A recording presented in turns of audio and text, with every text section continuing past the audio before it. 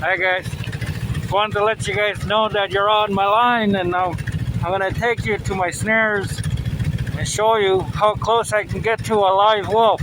Imagine it having no snare around its neck and approaching you really quick. These wolves can run up to 60 kilometers an hour if they wanted to. So just hold on.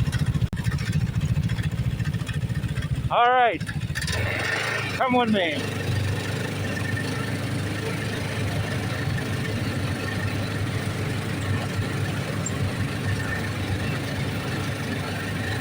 So you guys are my passengers today,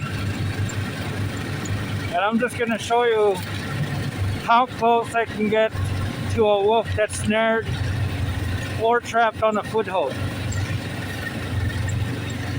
These things don't fool around. They don't fuck around. They don't care about you or me. They don't care about your pets. What they care about is their stomachs. That right there, ladies and gentlemen, is a wolf. He's been fighting for quite a while. You'll see how much he's been fighting. I gotta look at my surroundings.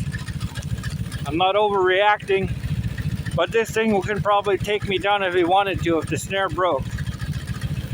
So I'm gonna go get a long pole. We're gonna dispatch him.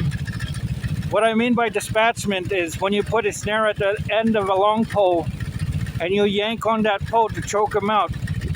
If the snare didn't do its job, you got to do the job for the snare. Alrighty.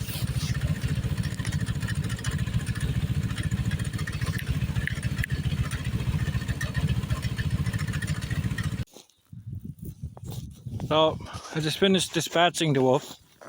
He's gone. Just simply used the snare on the pole, yanked it, choked it out.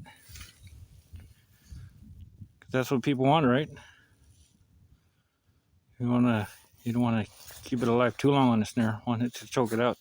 So you can see that he's still a little fighting for some air, but it takes a while to take these guys down.